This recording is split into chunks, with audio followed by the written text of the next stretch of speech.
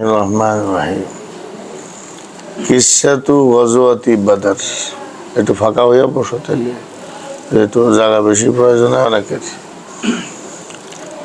তো কিসসাতু গজওয়াতি বাদর, এটা গজওয়ায়ে বদর আল কুবরাও বলা হয়,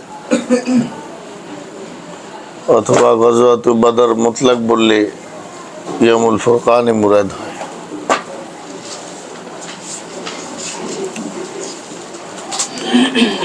বদরকে বদর কেন বলা হয়, এ বিষয়ে তিনটা কৌল মশহুর। আল্লামা ইমাম ইয়াকুত হামবি রহমতুল্লাহ আলাইহির বিখ্যাত কিতাব মুজামুল বুলদান, আমাদের এখানে আছে এই কিতাবটা। উনি বলছেন বদর ইবনে আমর নামক এক ব্যক্তি এই অঞ্চলে বসবাস করত। ওই ব্যক্তির নামে এলাকার নাম হয়েছে বদর। কেমন একমত। দ্বিতীয় মত হইল কানাত বিরুন হুনাকা তুসাম্মা বাদরান, ওখানে একটা কূপ ছিল, এই কূপটার নামে এলাকার নাম বদর হয়েছে। কূপের নাম বদর, আরব দেশের মধ্যে কূপের নাম আছে। কিলা জাবালুন সুম্মিয়া বদরুন বদরান লিল জাবালি হুনাকা ইউসাম্মা বদরান। ওখানে বদর নামে একটা পাহাড়, এই পাহাড়ের নাম অনুযায়ী ওই এলাকার নাম বদর হয়েছে। মাওকিউ গজওয়াতি বদর, বদরের যুদ্ধের স্থান যেখানে, ওই জায়গার অবস্থানটা আগে তোমরা একটু ম্যাপ থেকে বুঝবা ভালো করে। দাও চকটা ডাস্টারটা কর। এই দেখো একদম ঠিক এই বোর্ডটা যেভাবে আছে এইভাবে তোমাদের ম্যাপটা বুঝতে সহজ হবে। এই দিক দেখো, আচ্ছা একটু ছোট করি। এই মক্কা কেমন, এই আল মদিনা, এই মক্কা মদিনা। তাহলে মক্কা কোন দিকে? এদিকে দক্ষিণ, হ্যাঁ এদিকে দক্ষিণ, এদিকে কি তো দক্ষিণ না, এই দক্ষিণে মক্কা, এটা উত্তর। মানে একটু শক্ত করে যে গেলে আর ডরে কয় না, এটা মদিনা। তাহলে মক্কা হইল দক্ষিণে, মদিনা হইল উত্তর। এবার বুঝো, এদিকে দেখো, ম্যাপের দিকে দেখো ভালো করে, এই শাম, এটা কি শাম। এখন দেখো এই মক্কা থেকে এই মদিনার উপর দিয়া এই শামের রাস্তা, কেমন এই মদিনার উপর দিয়া। আবার দেখো এই হইল জিদ্দা, এটা কি এই জিদ্দা থেকে এই মক্কা মুকাররমার একটা সোজা রাস্তা, আর একটা এইভাবে হইয়া রাস্তা এই মক্কা শরীফের, এই জিদ্দা থেকে এটা কদিম রাস্তা, এটা জাদিদ একদম সিধা তরিক সরি বানাইছে এখন, এটা আগে এটা ছিল না এই রাস্তা। আচ্ছা এবার দেখো এই হইল আল বাহরুল আহমার, রেড সি, রেড সি। আর এটার এমনি আল বাহরুল কুলজুমও বলা হয়, রেড সি, লোহিত সাগর, লোহিত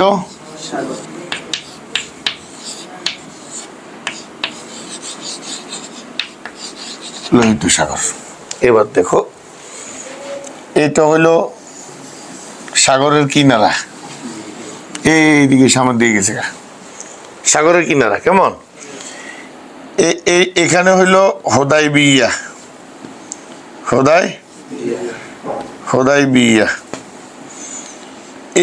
এইদিকে হইলো সমুদ্র উপকূলকে সে এই কাছে দিয়া, এইদিকে হইলো শামের আরেকটা রাস্তা, এই শামের রাস্তা ওইটা, এই শামের একটা রাস্তা। খেয়াল করবা, এই এখানে হয়েছে বদর, এই এখানে হয়েছে ইয়াম্বু, ওই যে ভীষণ রেওয়াতে গেছে না ইয়াম্বু, ইয়াম্বুর মধ্যে কথা ইয়াম্বু, এই ইয়াম্বু এই বদর, এই মদিনা মুনাওয়ারা থেকে এই বদর, এই ইয়াম্বু, এই মাঝখানে যে এখানে যে রাস্তাটা দিবে এই আর কি, এদিকে বদরে গেছে এদিকে ইয়াম্বুর দিকে গেছে।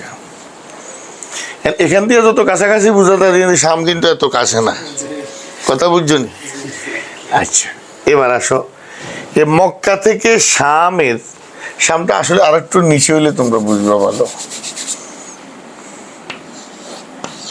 এই শাম, মক্কা থেকে এই শাম, এই প্রায় এবার সহজে বুঝবা। তাহলে এখন দেখো মদিনা মুনাওয়ারা, মক্কা শরীফ থেকে মদিনা মুনাওয়ারার উপর দিয়া শামটা একদম সিধা রাস্তা। আর এই মক্কা শরীফ থেকে যাইলা প্রথমে হোদাইবিয়া থেকে এই আঁকা বাঁকা রাস্তা রাস্তা দিয়ে এই দিক দিয়ে ঘুরে এই দিক দিয়ে আয়া তারপর শাম, এটা হলো ঘুরে রাস্তা। আচ্ছা এখন বুঝো, যখন মুসলমানরা মদিনায় অবস্থান নিল তখন তাদের শামের রাস্তা বন্ধ হয়ে গেছে।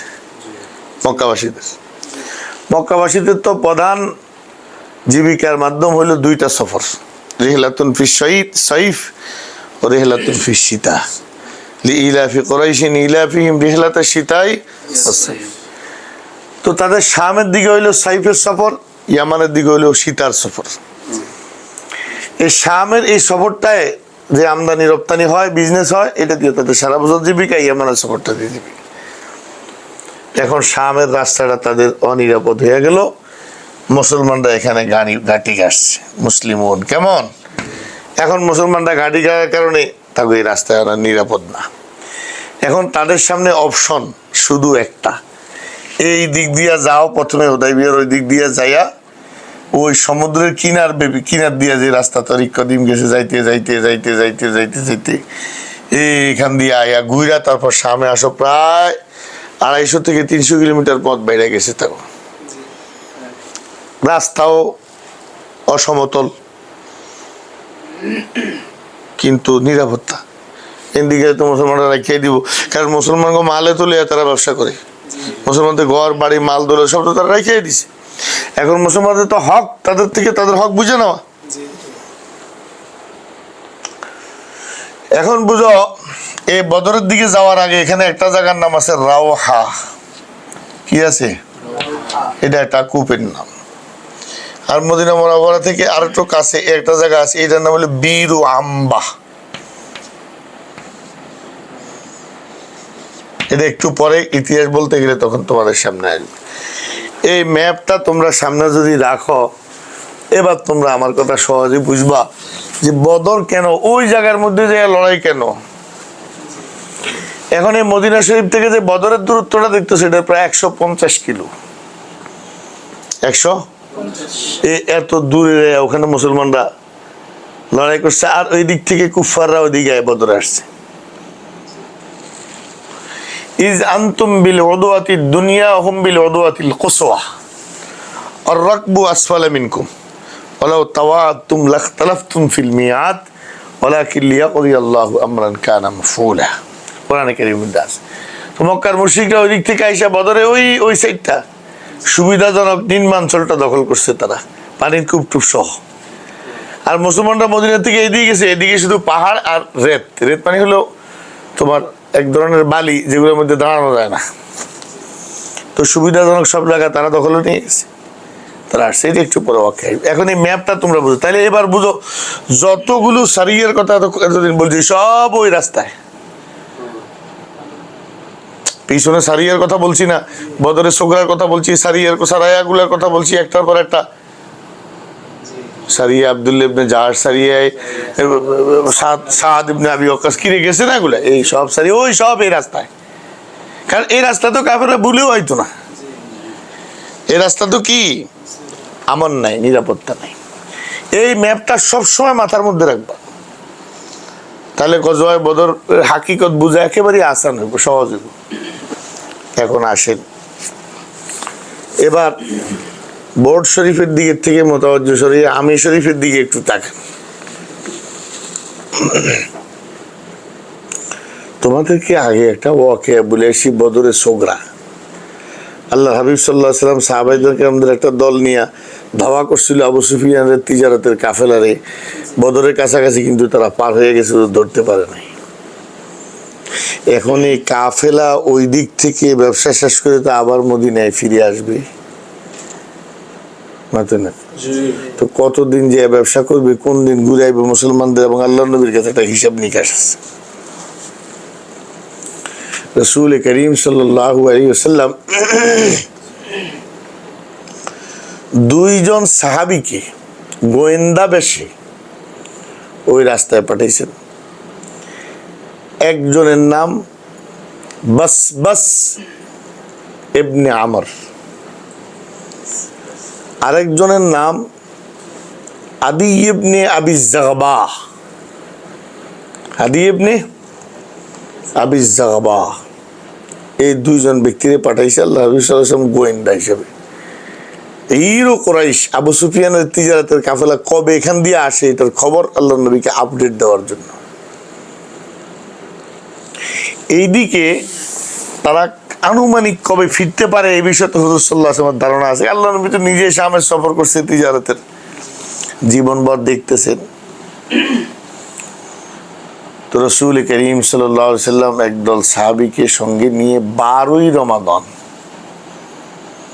আবু সুফিয়ানের ব্যবসার কাফেলা ওয়াপস আসবে ইদানিং, এই জন্য তাদের উপর অ্যাটাক করতে হবে, এই মর্মে মদিনা থেকে একদল সাহাবী নিয়ে রাসূল করিম সাল্লাল্লাহু আলাইহি ওয়াসাল্লাম সফরে রওনা করছে। যুদ্ধ টুদ্ধের কোনো চিন্তাও মাথায় নেই। ইন্নামা ইউরিদু ইরা কুরাইশ, হুজুর শুধু তিজারতের কাফেলা ধরবে। তো তিজারতের কাফেলা ধরতে তার লড়াই, বড় ধরনের লড়াই তো কিছু হয়, যেহেতু তাদের সাথেও তো সিকিউরিটি ফোর্স থাকে, হালকা পাতলা একটু যা হয়, এটা তো লড়াই বলে না বা কায়দা। তাহলে মদিনায় তৈয়বা থেকে যখন আল্লাহর নবী বদরের উদ্দেশ্যে বের হন, তখন যুদ্ধের মাকসাদ ছিল না, বা কায়দা বাহিনীর সাথে লড়াই করার মাকসাদ ছিল না। ছিল কি?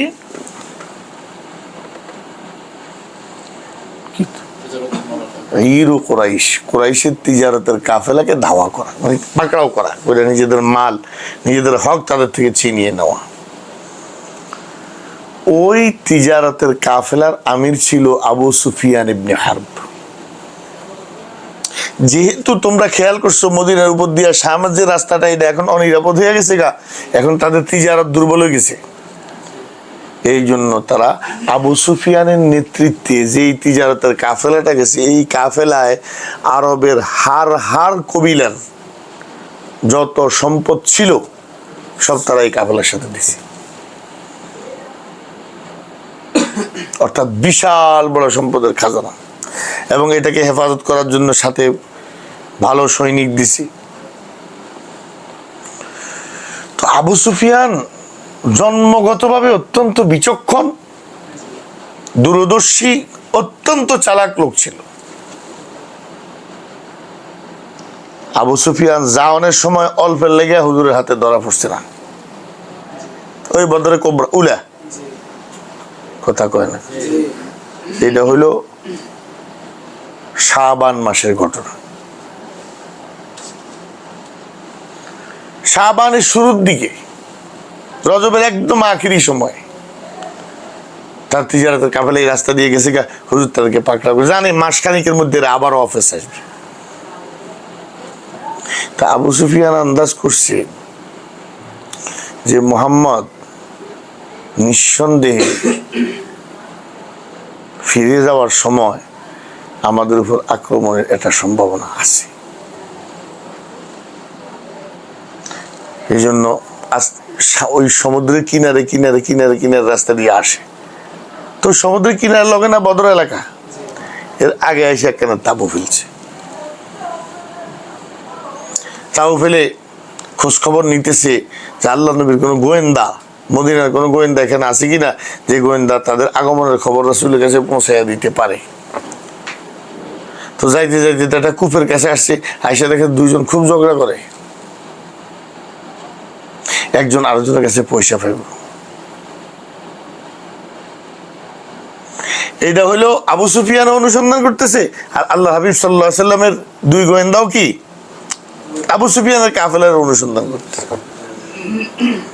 তো ওই এলাকার মধ্যে দূরে আবু সুফিয়ানের কাফেলা যে অবস্থান করছে, এইটা এলাকার লোকজন তো খবর রাখে, কারণ তাদের জীবিকা নির্বাহের একমাত্র মাধ্যম হলো কাফেলা বছরে কোন সময় আসে যায় এটার খবর রাখা, ওই কাফেলা লোকদেরকে পানি খাওয়ায়, খাবার দেয়, যা কামায় ওটা দিয়ে জীবনটা চলে।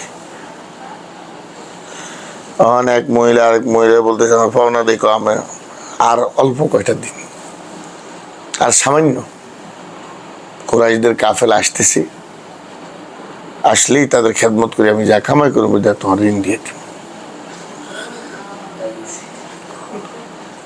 হ্যাঁ কবে আইব কাফেলা, তখন বাস বাস আর আবু জাগবা, আদি ইবনে আবি জাগবা, এই দুইজনে একদম গরিব মুসাফিরের বেশে তথ্য সংগ্রহ করতেছে। তো আগ্রহ নিয়ে জিজ্ঞাসা করলে যা করে তিজারতের কাফেলা আসবে কেন, কোথায় আছে, কবে আসবো, আমরাও তো গরিব, ফের তো আর চলে না, ওই কাফেলাটা আইলে একটু খেদমত আমরাও কিছু কামাইতাম, এই তো কাজ দিয়ে একদিনের মধ্যে চলে যাবো কাফেলা। সাহাবারা খবর পাইলেন, দ্রুত গতিতে খবর আল্লাহ রাসূলের কাছে পৌঁছে, হুজুর তো আগে সামনের দিকে আসতেছেন। মাকাম বীরে আম্বা নামক এলাকাতে হুজুর আসার পর এদিকে আল্লাহ নবীর বের হওয়ার ওয়াকিয়াটা শুনে নয় ফাঁকে, যেহেতু যুদ্ধের জন্য হুজুর যান নাই, গেছে তিজারতের কাফেলা ধাওয়া করার জন্য, ঈরে কুরাইশকে ধাওয়া করার জন্য, এই জন্য অস্ত্র শস্ত্র তেমন নাই, ঘোড়া উঠো তেমন নাই। দুইটা আছে ঘোড়া, একটা হযরত মেকদাদের, একটা হযরত জুবাইর ইবনে আওয়ামের। এগুলো সব ইয়াদ রাখবে তথ্য। একটা মেকদাদ ইবনে আসওয়াদের, আরেকটা জুবাইর ইবনে আওয়ামের, দুইটা ঘোড়া।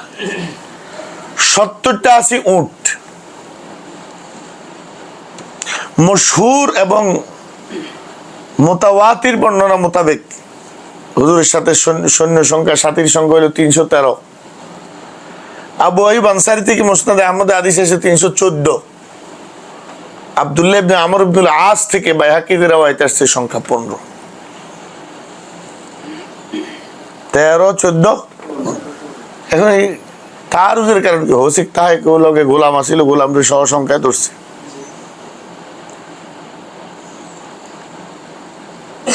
এই জন্য কেউ 14 বলছে, কেউ 15 বলছে। বারহাল এটা মুতাওয়াতির যে বদরি সাহাবীদের সংখ্যা 313। আহলুত তারিখ, আহলুস সিয়ার, আহলুল মাগাজি এবং মুহাদ্দিসিনদের নিকট এটাই কওলে মাশহুর। সামনে বাব আসবে, বাবু ইদ্দাতি আসহাবি বদর, বদরের সাহাবীদের সংখ্যা কত ছিল। হুজুর বলছেন আসহাবু বদরিন কা আসহাবি তালুত আল্লাযীনা জাওয়াজু মাহুন নাহর আমা জাওয়াজা মাহু ইল্লা মুমিনুন। আমার বদরি সাহাবীদের সংখ্যা তালুতের বাহিনীর সমান। তো তালুর বাহিনী ছিল বিদা আশারাতা ও সালাসুমিয়া, 313। বারহাল উট হইল কয়টা, 70টা। ঘোড়া কয়টা, 2টা। আচ্ছা এখন মানুষ হইলো 300, 313, উট 70। আবার কিরবো আল্লাহর বিকট 3 জন পালা করে এক উট, একজন উঠবে একজন নামবে, একজন উঠবে একজন নামবে, এইভাবে করে করে। তখন তো আল্লাহ নবীর ভাগে তো 2 জন ফুটছে, হুজুরের বাগে ফুটছে হযরত আলী কাররামাল্লাহু ওয়াজহু আর আবু লুবাবা ইবনুল মুনজির। আল্লাহ নবীর বাগে কে কে পড়ছে, আলী ইবনে আবি তালিব কাররামাল্লাহু ওয়াজহু, আর পড়ছে কে, আবু লুবাবা ইবনুল মুনজির। এখন পরিস্থিতি তো খুবই খারাপ, তারা 2 জন পড়ছে মারাত্মক পরীক্ষায়। আল্লাহ নবী হাঁটবো, আমরা বয়ে থাকবো, ये कैसे हो सकता है। দুইজন একসাথে হুজুরের কাছে গিয়ে রাসূলুল্লাহ আপনি উঠে পিঠে থাকেন, আমরা হাঁটি। রহমতের নবী সৈয়দে আলম সৈয়দুল মুরসালিন কি জবাব দিছে, মা আনতুম বিআকওয়া মিন্নি, তোমরা কোনো আমার থেকে বেশি শক্তিশালীও না, তোমরা তো আমার থেকে কোনো কি না বেশি শক্তিশালী। ওয়ালা আনা আগনা মিনাল আজরি মিনকুম, আর তোমাদের থেকে আমার সওয়াবের কোনো কম প্রয়োজনও নাই, তোমাদের থেকে আমার সওয়াবের প্রয়োজনও কোনো কম না, আবার তোমাদের থেকে আমি কোনো দুর্বলও না। তা আমি কোন দুঃখে বইয়া দেখতাম তোমরা একটা পালা সমান সমান হবে। এসব কথা থেকেই ইস্তেমবাত হয় রহমতে আলম এই দুনিয়াতে ইনসাফ কায়েম করার জন্য আসছে, আদল কায়েম করার জন্য আসছে।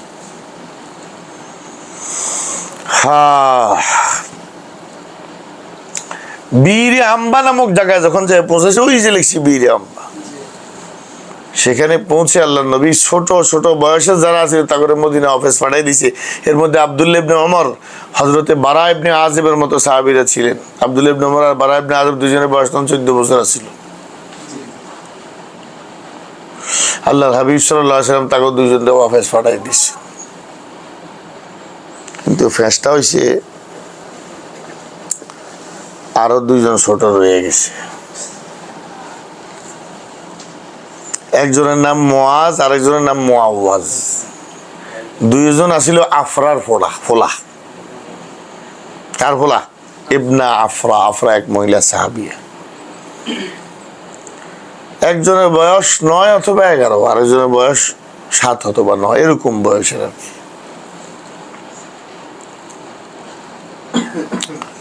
এখন এরা দুইজন ফলে টলে রয়েছে। ওই যে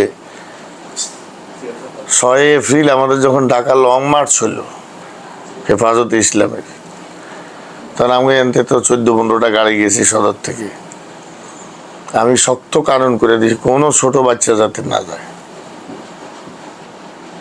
ছোট বাচ্চা যাতে না যায়। আমার মিডিয়া তো বামপন্থীরা তো বদনাম, পুরা 50 লাখ লোকের মধ্যে 2টা বাচ্চারা দেখছে কোনার দিকে এইখানে ক্যামেরা ধরে দেয়, ছোট বাচ্চারা লই আইসে মাথায় হাতে।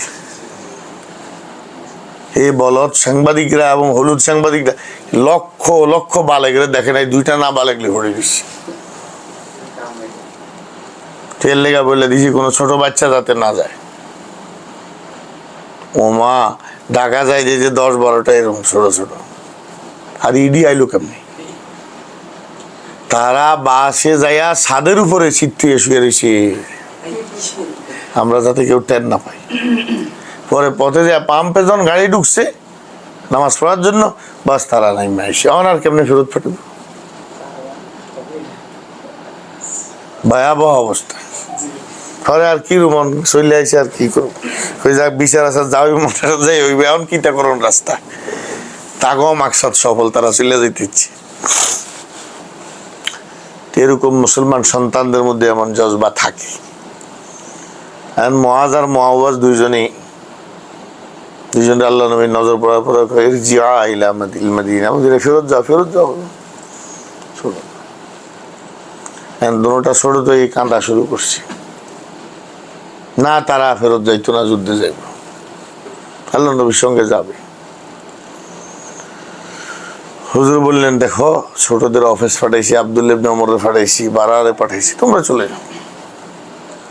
না তারা যাইতোই না, কোনো কথা শুনতে রাজি নেই। হুজুর তো তোমরা যাই কিতা করবা।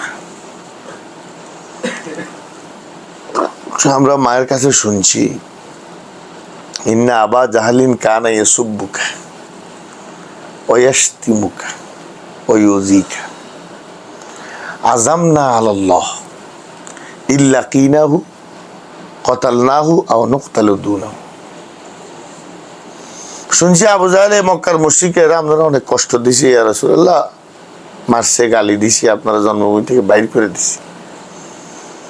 আমরা আল্লাহর সাথে একটা প্রতিশ্রুতিবদ্ধ হয়েছি, যদি আবু জাহাল সহ এই কাফেরগুলোর মোলাকাত হয়, দুইটার একটা ঘটবে ঘটনা, হয় তারা গেছে নাহলে আমরা গেছি, দুইটার একটা হইব, আমরা যাব। আল্লাহ নবী তাদের আগ্রহ তাদের যুক্তি দেখে খুব খুশি হয়েছেন, কিন্তু বাচ্চা তো আর নেওয়া যায়, কানুন তো কানুনে।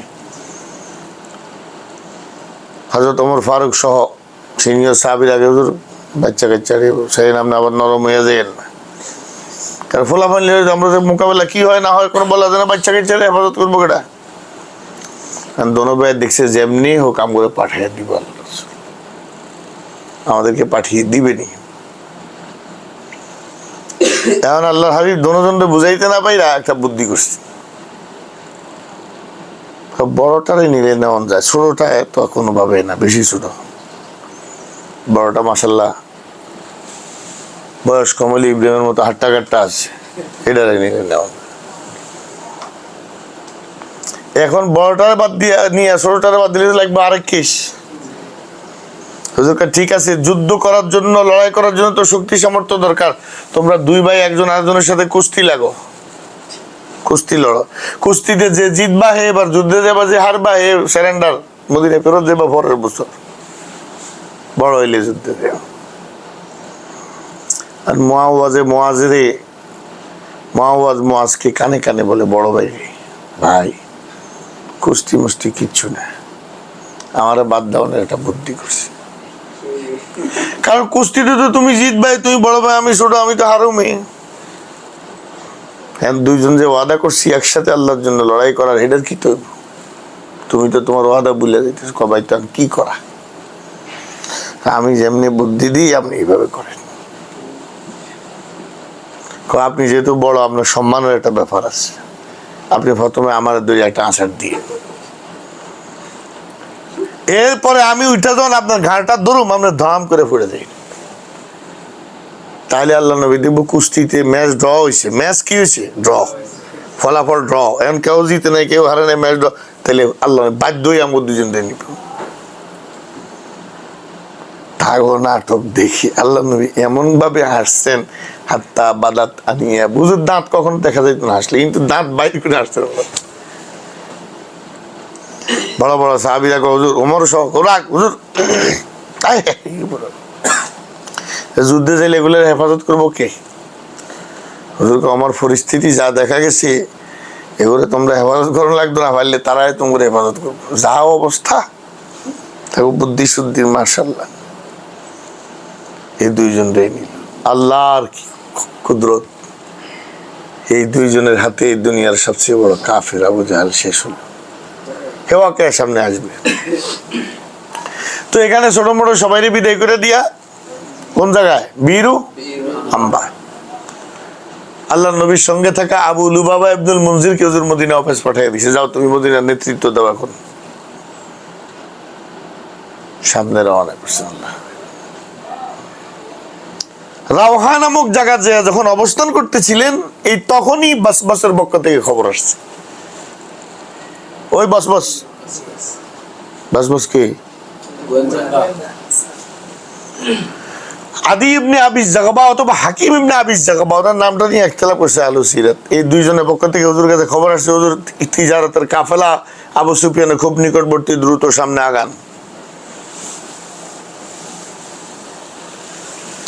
আল্লাহ হাবিব সাল্লাল্লাহু তাআলা আলাইহি ওয়াসাল্লাম সামনে আগাই দিয়েছেন। ওই দিকের ঘটনা আরো আজীব।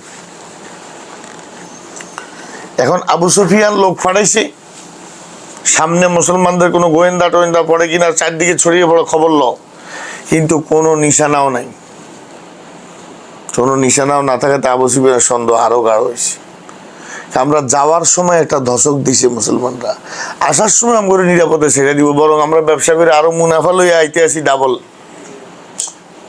ये बात तो हजम नहीं होती, कुछ तो है। কোনো খোঁজ খবর তো মোহাম্মদ নিশ্চয় আমাদের রাখতেছে। আইতে আইতে ওই ঝগড়াওয়ালি দুই বেড়ির কাছে আইসে, ওখানে তারপরে পাইছে। এখানে এসে তাদেরকে জিজ্ঞেস করলো, মানে কোনো এই এলাকায় কোনো অপরিচিত লোক টোক দেখছনি বা কোনো বাইরে? এমন কোন লোক তো দেখছি, ভালো করে চিন্তা করে দুইটা রাখাল দেখছি একেবারেই চেহারা মলিন, খানা দানা নাই, গরিব, বুঝাই যায় যা যাবর। দেখছি আবু সুফিয়ান শাসছে। তারা কি করছে, আমরা আলাপ আলোচনা করতেছিলাম, এর মধ্যে আপনারা আসবেন, আপনারা খেদমত করে 2 পয়সা কামাবো, এই কথাবার্তা কইছে, এগুলো শুনছি, আলাপ সালাপ হয়েছে। আচ্ছা, তারা কিসের উপরে ছিল? উট বানছে কই? মুখ জায়গায় দেখাই দিছে। তো যেখানে উট বানছে মুসলমানরা, ওখানে উটে তো পায়খানাও করছে না। আবু সুফিয়ানে একটা গোবরের টুকরা লইয়া, উটের লেদা আর কি, ভিতরে আঙ্গুল ঢুকাইয়া লাড়ায়, শক্ত, টান দিয়া বাইর করছে খেজুরের দানা, তামারুই আসছে, এটা মদিনার খেজুরের দানা।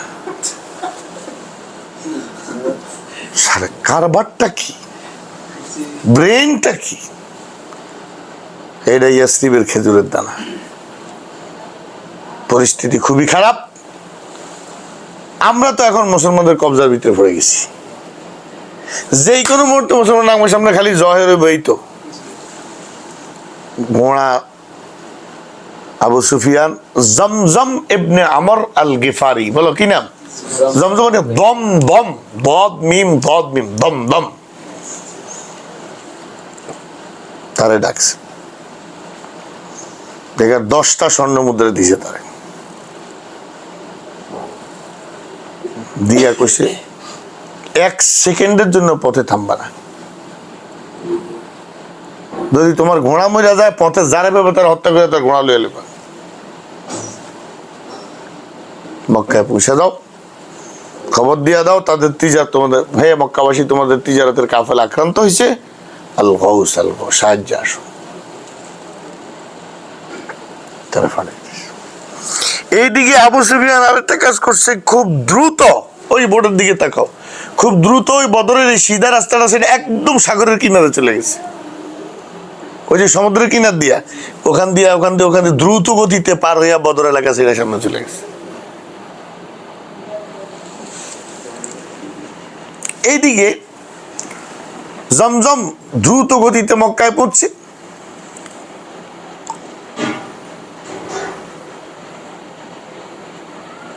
হযরত আব্বাস রাদিয়াল্লাহু তাআলা আনহুর বোন, আল্লাহ হাবিব সাল্লাল্লাহু আলাইহি ওয়াসাল্লাম আপন ফুফু হযরত আতেকা, কি নাম? হযরত আতেকা রাদিয়াল্লাহু তাআলা আনহা একটা স্বপ্ন দেখছেন যে মক্কার উপর কঠিন ভাবে আক্রমণ এসে একটা পাথরের উপর আঘাত করছে, এই পাথরের টুকরা ছিন্ন ভিন্ন হয়ে গেছে। একজন ঘোষক শরীরের কাপড় খুলে চিল্লিয়া সতর্ক করতেছে সবাই রে। হঠাৎ একটা আক্রমণ হইলো, পাথরের উপর পাথর ভাঙলো, আর পাথরের টুকরা সব ঘরের মধ্যে যেয়ে পৌঁছে গেল। এরকম আজীব টাইপের একটা স্বপ্ন দেখছি। দেখে আমি তো অস্থিরতা হয়েছে, মক্কাওয়ালাদের খায়ের নাই, দুর্ভাগ্য আসতেছে তাদের। ভাই আব্বাসে বলছে, আব্বাস কইছে ভাই আপনি এটা কারো কাছে কইেন না, দরকার নেই, আমরা আলোচনা করলাম। আব্বাসের বন্ধু ওতবারে যে কইছে তুই কারো কাছে কইস না। ওতবা কইছে আচ্ছা কইতাম না। ওতবা তার ফলা অলিদের কাছে কইছে, অলিদের যে আবু জাহেলের কাছে কইছে। আর পুরা মক্কা খবর বুঝতে গেছে। আবু জাহেল হারাম শরীফের সামনে রেখে, আব্বাস এতদিন তো শুনছি বেড়া একটা নবী হয়েছে, অন্তত বেড়িরাও নবী হন শুরু হয়ে গেছে।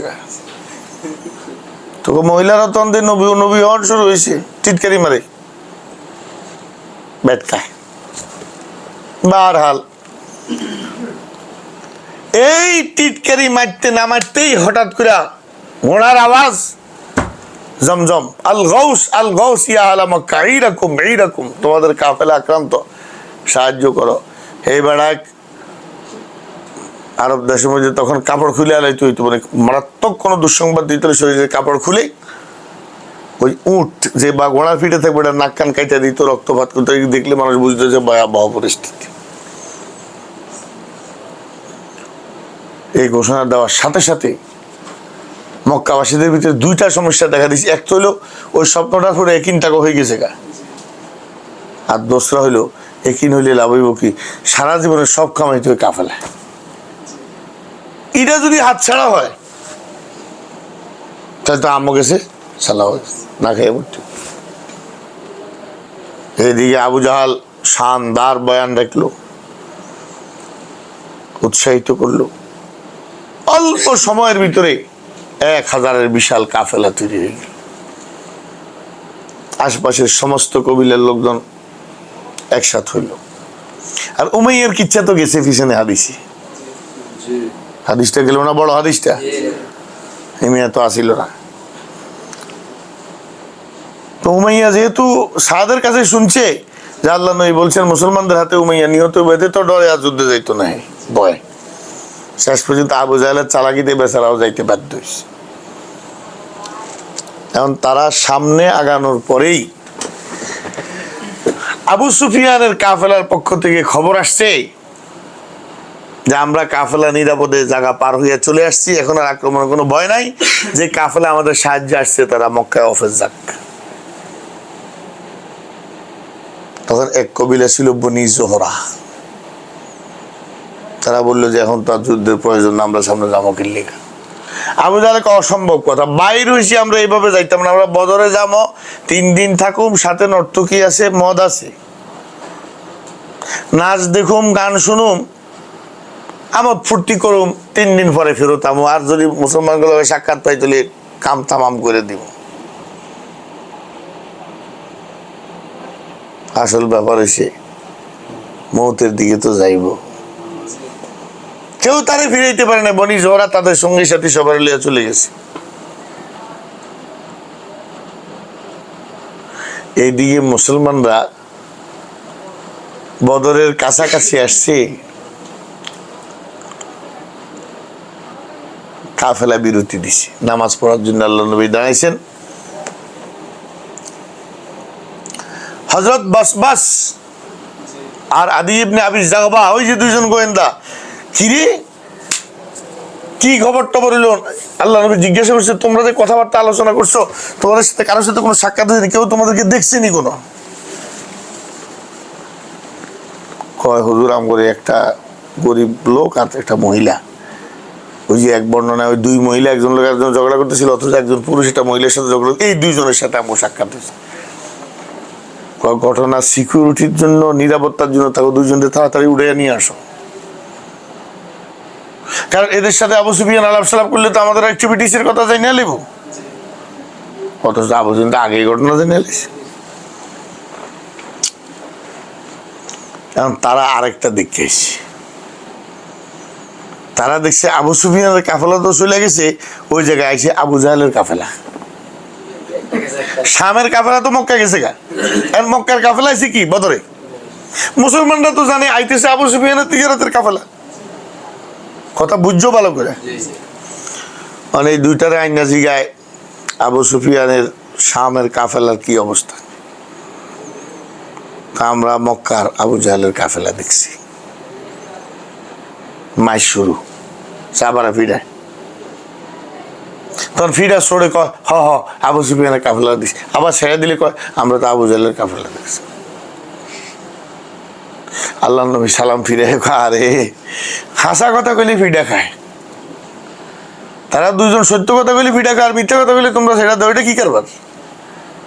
তারা তো সত্য কথাই বলতেছে যে তারা কুরাইশের সৈন্যবাহিনী দেখছে, তারা আবু সুফিয়ানের তিজারতের কাফেলা দেখে নাই। আবু সুফিয়ানের তিজারতের কাফেলা তো পার হয়ে গেছে, এখন তো কাফেরদের মোকাবেলার ফৌজে নাড়ছে। আল্লাহ নবী তাদের 2 জনকে শুধু জিজ্ঞাসা করছে তারা কেমন লোকজন। আরবরা বড় সাংঘাতিক জাহিন ছিল, তার কাছে যে পরিমাণ উট জবাই হয় আর যে পরিমাণ খাদ্য তৈরি হয়, এগুলোর দ্বারা আমরা ক্যালকুলেশন করছি 1000 খানিকের মতোই বললো, ঠিকই। অথবা অন্য বর্ণনা আছে কয়টা উট জবাই হয়, জবাব দিছে 3টা করে উট জবাই, 3টা না 5টা উট জবাই হয় বলছে, ওরা জবাব দিছে। তো আল্লাহ রাসূল হিসাব মিলাই দিছে, 5টা উট যদি জবাই তাহলে লোক হইতে পারে 1000 করিব করিব। এখন মাসলা দেখা দিল জটিল। যারা আসছে তারা তো বাকায়দা যুদ্ধের জন্য আসে নাই, প্রস্তুতিও লেরম দেরম, আবার রোজাও তখন 16 রোজা, অস্ত্র নাই, সৈন্য কম, তাকে 3/1 3/1 থেকে তো কম। আর একটা বড় প্রবলেম আছে। প্রবলেমটা হলো আল্লাহ নবীর সাথে মুহাজিরও আছে, আনসারও আছে।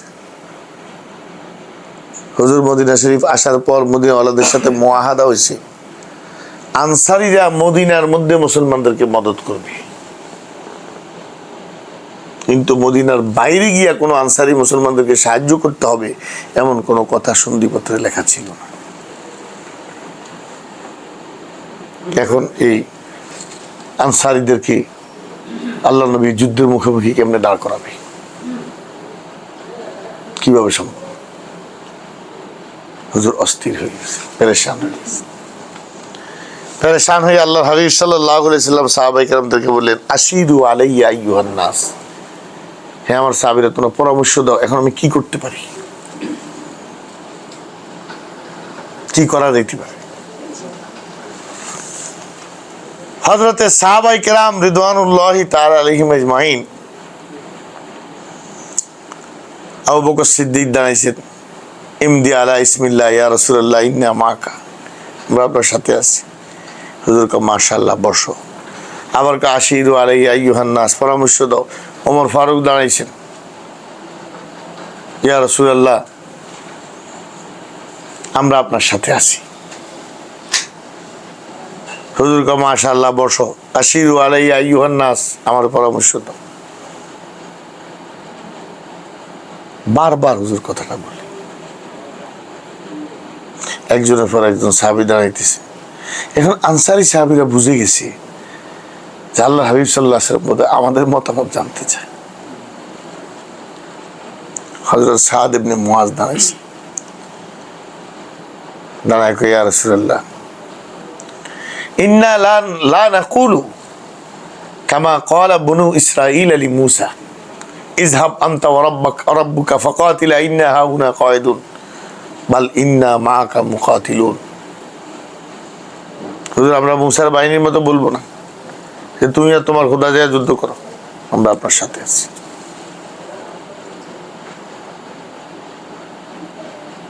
এবার হযরত মিকদাদ ইবনে আসওয়াদ দাঁড়াইছে, এমন এক বক্তৃতা দিছে যে হুজুর লানুকাতিলান্না আন ইয়ামিনিকা ওয়া আন শিমালিকা ওয়া বাইনা ইয়াদাইকা ওয়া মিন খালফিকা, আমরা আপনার সামনে পিছনে ডাইনে বামে লড়াই করব। আপনি যদি আমাদেরকে সমুদ্রে ঝাঁপ দিতে বলেন এক মুহূর্ত চিন্তা করতেন,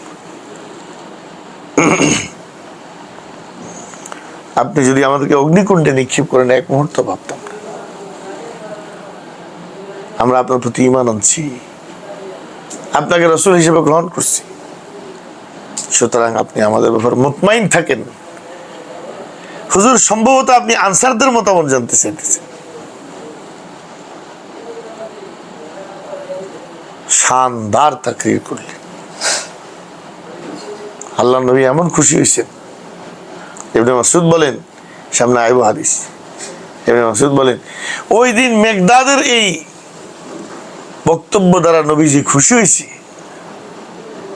আমার জীবনে আমি এই ঘটনাটা যে উপস্থিত থেকে দেখছি, এটা আমার জীবনের সবচেয়ে বড় সৌভাগ্যের বিষয়। মানে যে দেখছি যে হুজুরকে খুশি করতে পারছি। সাহাবায়ে কেরামের কাছে আল্লাহ নবীর সন্তুষ্টি, খুশির কত মূল্য ছিল। আল্লাহর হাবিব সাল্লাল্লাহু আলাইহি সাল্লাম সাহাবীদের সাথে পরামর্শ করলেন। শেষ পর্যন্ত সর্বসম্মতিক্রমে সিদ্ধান্ত হইল দুশমনের সাথে মোকাবেলা হবে। আল্লাহ কয় ইয়াইদুকুমুল্লাহু ইহদাল হুসনাইন আন্নাহা লাকুম ওয়া তাওয়াদ্দুনা আন্না গায়রা যাতিশ শাওকাতি তাকুনু লাকুম ওয়া ইউরিদুল্লাহু আন ইউহিক্কাল হাক্কা ওয়া ইউবতিলাল বাতিলা ওয়ালাউ কারিহাল কাফিরুন। আল্লাহ বলেন তোমাদের সাথে আমি দুইটা হোসনার ওয়াদা করছি, হয় আবু সুফিয়ানের তিজারতের কাফেলা, আর নাইলে মক্কার মুশরিকদের কাফেলা। তো তোমরা মনের মধ্যে তামান্না করতেছিলা আন্না গায়রা যাতিশ শাওকাতি তাকুনু লাকুম, যেটার মধ্যে কাঁটা নাই, হিদায়া হক, যেটার মধ্যে কাঁটা নাই ওটাই হোক। ওটা কি? তিজারতের কাফেলা, ব্যবসার কাফেলা। কারণ এটার মোকাবেলা বেশি হইতো না, সম্পদ পেয়ে গেলাম। কিন্তু আল্লাহকে আমার ইচ্ছা ছিল বাতিলকে বিদায় করে হক কায়েম করা। তো লাভও তো হইতো না, কারণ আবু সুফিয়ানের কাফেলা যদি অ্যাটাক করে মাল যদি মুসলমানরা দখল করতেও পারতো, ফিসি দিয়ে আবু জাহেলের বাহিনী তো আইতো, মোকাবেলা তো নিশ্চিত হইতো। তখন 2 দলকে মোকাবেলা করতে মুসলমানরা পরাজয় নিশ্চিত ছিল।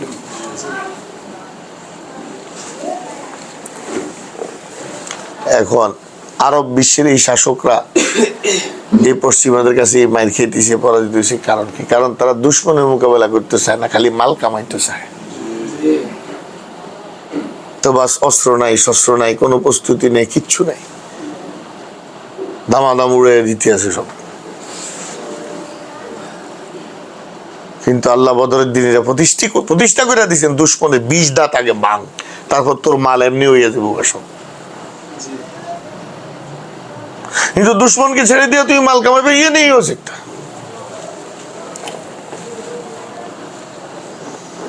এবার মুসলমানরা একটা বড় পেরেশানির মধ্যে পড়লো, পানির অভাব।